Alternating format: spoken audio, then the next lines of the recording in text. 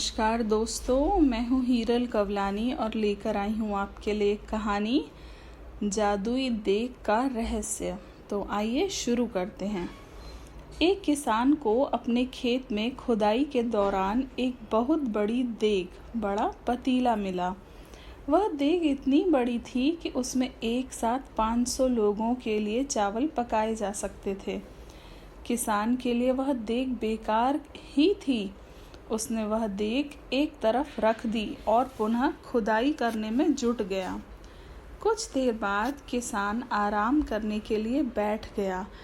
उसने अपना फावड़ा यानी जो खुदाई का हथियार होता है उसे देग में डाल दिया और आराम करने लगा।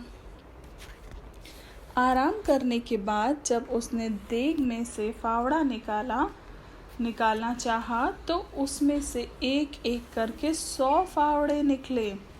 यह देखकर किसान आश्चर्यचकित रह गया। उसने इधर उधर देखा लेकिन वहाँ कोई भी न था।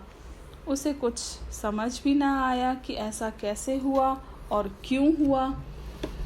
उसके पास एक सेब था। उसने वह सेब उस देग में डाला। निकालने पर उसमें से 100 सेब निकले। किसान समझ गया कि यह देग वास्तव में जादुई है।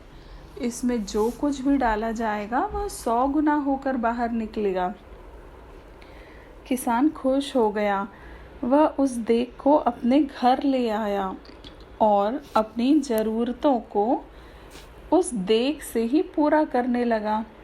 कुछ दिन बाद गांव के जमींदार को उस जादुई देग के बारे में पता चला, तो उसने किसान से वह देग छीन ली और कहा कि जमींदार होने के नाते उस देग पर उसका हक है। जमींदार ने अपनी कई चीज़ों को उस देग में डालकर 100 गुना कर लिया। उड़ते उड़ते इस बात की चर्चा राजा तक भी पहुंच गई। उसने अपना हक जताकर देग अपने कब्जे में कर ली। राजा ने भी अपनी कई चीज़ों को उस देग के सहारे 100 गुना कर लिया। एक बार राजा ने सोचा कि क्यों ना इस देग की माया को जानने के लिए देग के अंदर जाकर देखा जाए। ऐसा सोचकर राजा स्वयं देग में घुस गया।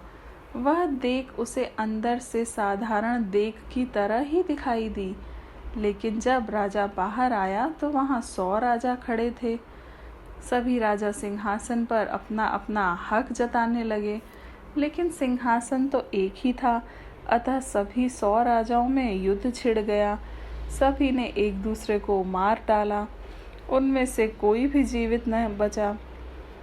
वह जादुई देग अब भी एक कोने में यूं ही पड़ी थी।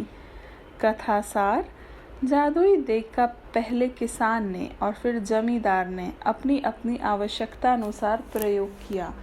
इसके पीछे दोनों के मन में छिपा लालच था।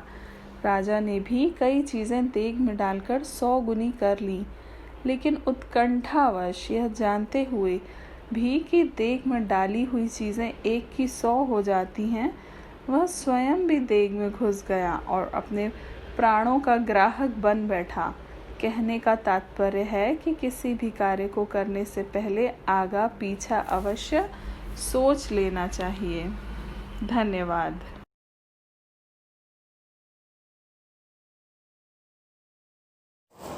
कृपया करके इस वीडियो को लाइक कीजिए, शेयर कीजिए और सब्सक्राइब कीजिए। धन्यवाद।